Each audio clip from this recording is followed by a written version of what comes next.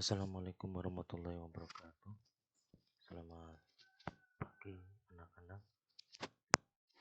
Semoga semuanya dalam keadaan sehat walafiat. Pada kesempatan pagi hari ini, mari kita mulai pembelajaran aswaja atau ahli sunnah wal jamaah, yang mana pada pagi hari ini materi yang kita bahas yaitu tentang wajib taklid bagi orang yang tidak mampu ijtihad.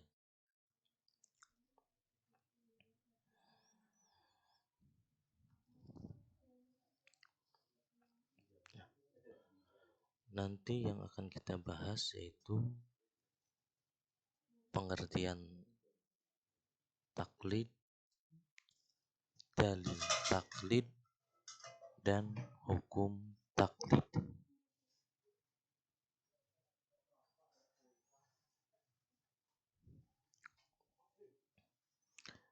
Yang pertama yaitu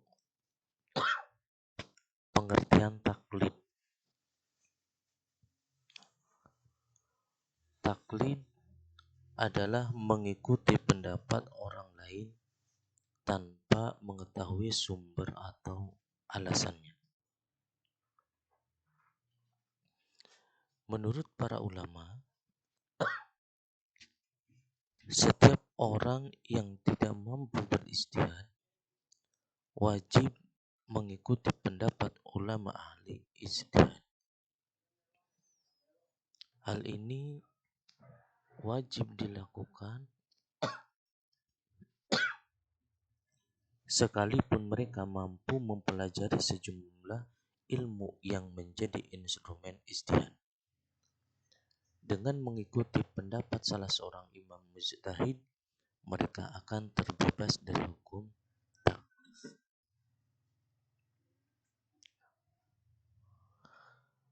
Jadi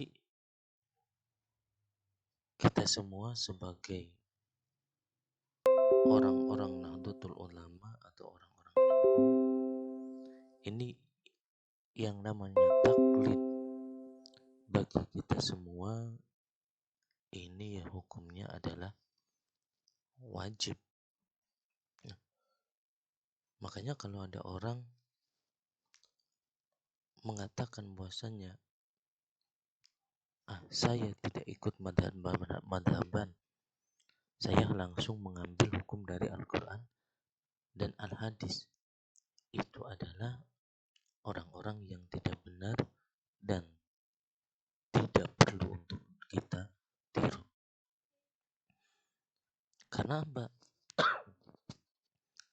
Kapasitas keilmuan ulama yang dahulu seperti tingkatannya Imam Syafi'i, Imam Malik, dan yang lainnya dengan ulama-ulama di zaman sekarang itu kapasitas keilmuannya jauh lebih tinggi ulama-ulama terdahulu. Dan ulama-ulama terdahulu dalam mengambil suatu hukum itu tidak berdasarkan hawa nafsunya. Berbeda dengan orang-orang yang sering mengatakan bid'ah dan yang lainnya di zaman sekarang. Mereka mengambil suatu hukum yang disesuaikan dengan hawa nafsunya. Buktinya apa? Buktinya ketika ada orang yang tidak sepaham dengannya, mereka langsung mengkafirkan, mereka langsung membid'ah-bid'ahkan. Itu berarti mereka mengambil hukum berdasarkan hawa nafsunya, bukan berdasarkan Al-Quran dan hadis, bukan berdasarkan ijma dan qiyas. Makanya kita sebagai orang awam, ya kita harus selalu mengikuti fatwa-fatwanya ulama mujtahid. Contohnya seumpama kita dalam masalah fikih, ya kita mengikuti salah satu dari madhab empat. Madhab Imam Malik, madhab Imam Syafi'i, madhab Imam Hambali, madhab Imam Hanafi. Itulah kita pilih salah satu di antara empat madhab tersebut. Adapun di dalam masalah tauhid, ya kita mengikuti salah satu dari dua imam mujtahid, yaitu yang pertama Abu Mansur Al-Maturidi,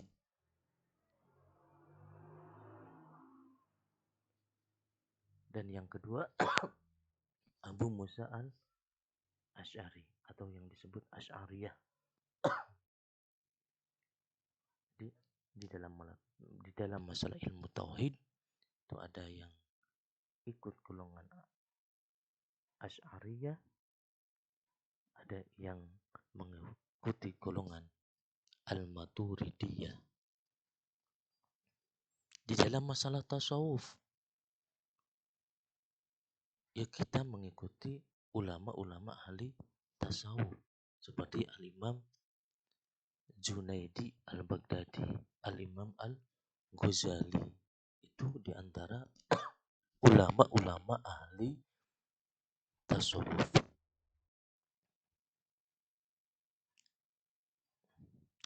Kemudian dalil-dalil taklid.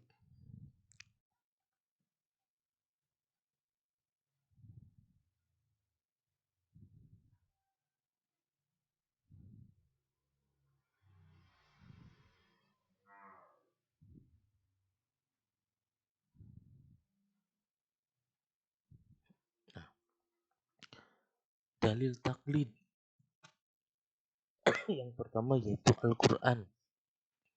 Di antaranya surat An-Nahl ayat 43.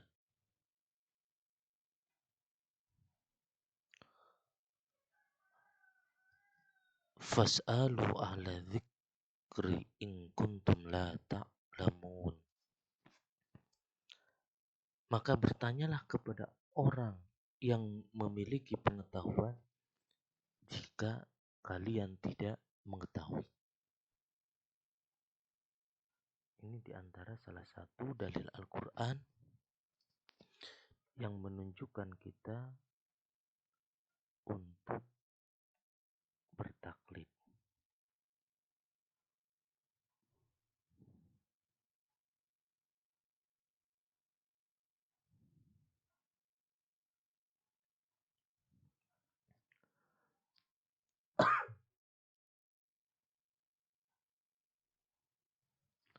Maka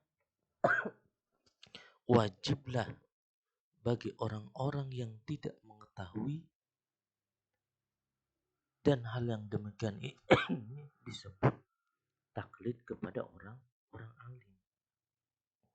Nah, ayat fas'alu ahla dzikri in kuntum la ta'lamun adalah umum bagi setiap orang, sehingga perintahnya pun umum pula, yakni setiap hal yang belum diketahui.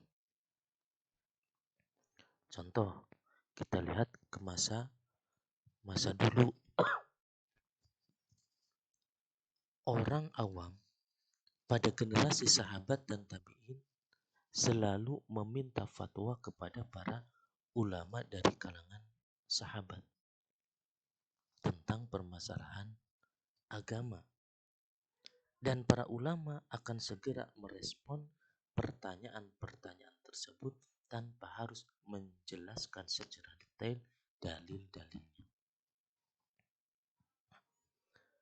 Kondisi yang demikian tidak pernah dilarang oleh para sahabat, sehingga terjadilah ijma bahwa orang awam harus mengikuti para ulama. Karena pemahaman orang awam atas Alkitab dan Al-Sunnah tidak bisa dijadikan pijakan jika tidak mencocoki pemahaman para ulama. Karena banyak juga para ahli bid'ah yang sesat mendasarkan pemahamannya terhadap Al-Quran dan Al-Sunnah, tapi mereka tidak mendapat kebenaran sama sekali. Karena ketika mereka mengambil hukum, mereka mengambil hukum dengan hawa nafsunya. Tidak mau melihat pemikiran-pemikiran ulama istihad pada zaman dahulu. Makanya di zaman sekarang kalau ada orang mengatakan, saya langsung mengikuti Al-Quran dan Al-Sunnah, tidak mengikuti madhab Syafi'i, tidak mengikuti madhab Maliki. Orang yang seperti itu adalah orang yang sesat. Orang yang sesat dan orang yang sombong. Karena menganggap dirinya lebih pandai, lebih pintar dari ulama-ulama terdahulu.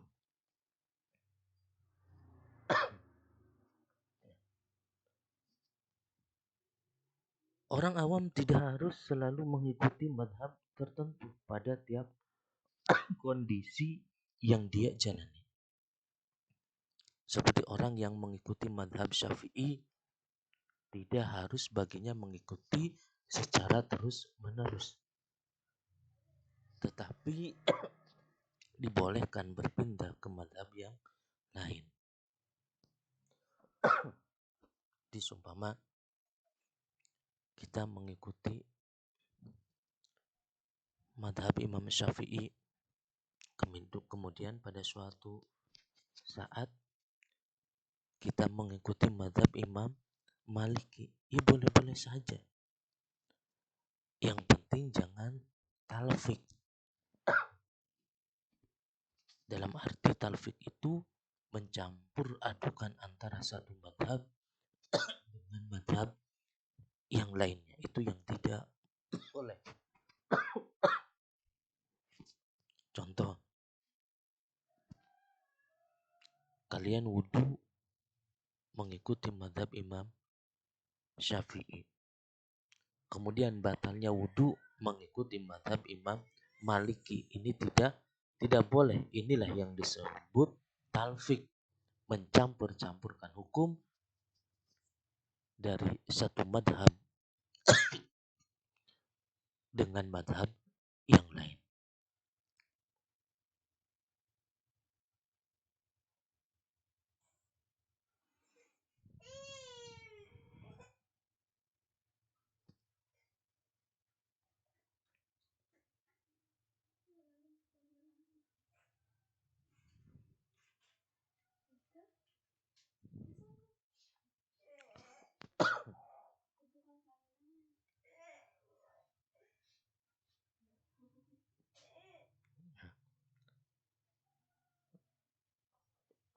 Yang kedua yaitu ijma. Maksudnya sudah menjadi kesepakatan dan tanpa ada khilaf bahwa sahabat-sahabat Rasulullah berbeda-beda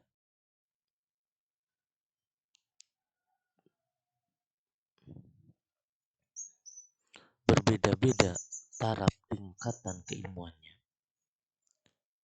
dan tidak semua adalah ahli fatwa atau mujtahid seperti yang disampaikan Ibnu Khaldun, dan sudah nyata bahwa agama diambil dari semua sahabat. Tapi mereka ada yang memiliki kapasitas ijtihad, dan itu relatif sangat sedikit dibandingkan dengan jumlah semua sahabat. Di antaranya juga ada yang mustafti atau muqallid, sahabat yang tidak mempunyai kapasitas ijtihad atau istinbat. Dan sahabat golongan ini jumlahnya sangat banyak. Setiap sahabat yang ahli ijtihad seperti Abu Bakar, Umar bin Khattab, Utsman bin Affan, Ali bin Abi Thalib, Abdullah bin Mas'ud, Abdullah bin Abbas, Abdullah bin Umar dan lain-lain saat memberi fatwa pasti menyampaikan dalil fatwanya.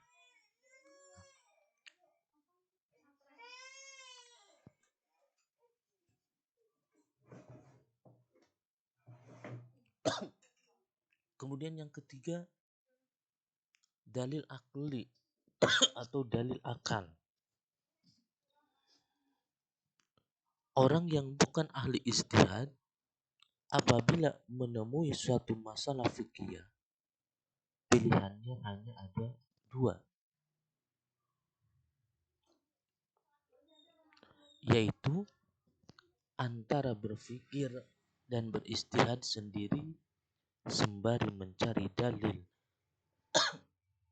yang dapat menjawabnya atau bertaklid mengikuti pendapat mustahid.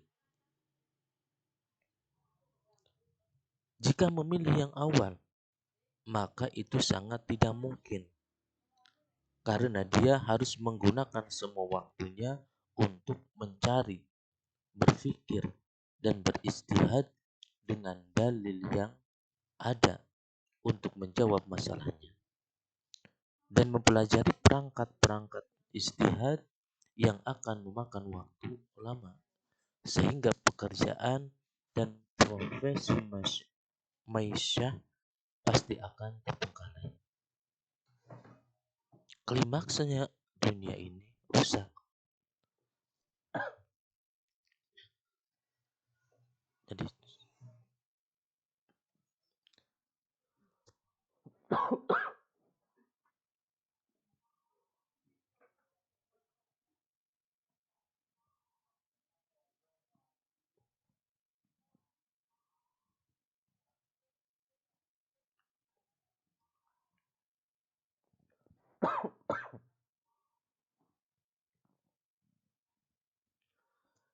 maka tidak salah kalau Dr. Al-Budi memberi judul salah satu kitabnya dengan tidak bermazhab adalah bid'ah yang paling berbahaya yang dapat menghancurkan agama.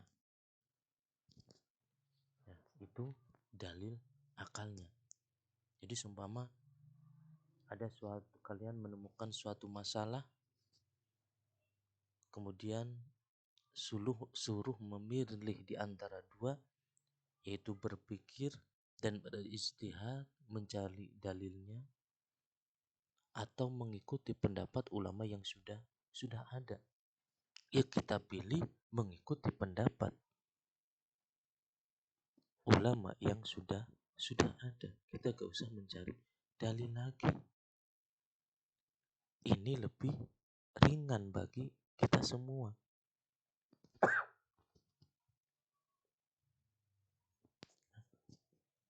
Makanya berhati-hatilah di zaman sekarang dalam mengikuti pengajian-pengajian. Jangan sampai pengajian pengajian yang kita ikuti itu adalah pemahamannya yang keluar dari akidah Ahlussunnah wal Jamaah. Kemudian hukum taklid. Nah, bagi orang awam, taklid atau mengikuti ulama mujtahid yang telah memahami agama secara mendalam hukumnya wajib. Sebab tidak semua orang mempunyai kemampuan dan kesempatan untuk mempelajari agama secara mendalam. Jadi bagi kita semua, ya wajib mengikuti salah satu madhab 4 di dalam masalah fikih. Dan seterusnya yang sebagaimana yang telah tadi saya katakan di awal. Inilah diantara materi pada pagi hari ini. Mudah-mudahan ada manfaatnya.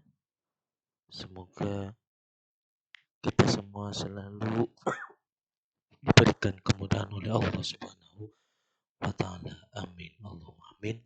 Wassalamualaikum warahmatullahi wabarakatuh.